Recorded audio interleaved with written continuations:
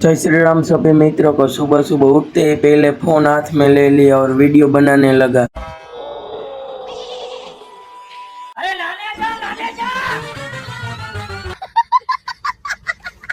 फिर चाय नाश्ता करके निकल गए दुकान की ओर। दुकान में थोड़ी देर बैठे तब तो आ गया था मेरा फ्रेंड बिट्टू डॉन, और ये हमारे मोहल्ले का रैपर है। तभी तो यू कर रहा था, मेरा दोस्त कितना भी बड़ा रैपर क्यों ना बन जाए, लेकिन मेरे मुंह से तो गालियां ही सुनेगा। गजब बेइज्जती है।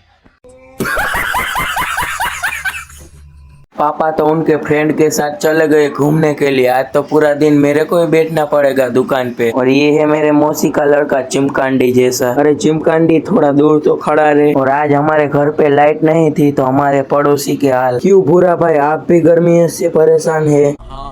क्या दीदी, आप भी गर्मी से परेशान है? पूरा परिवार गर्मियों से परेशान है। इसमें हम क्या करें, हम भी परेशान है।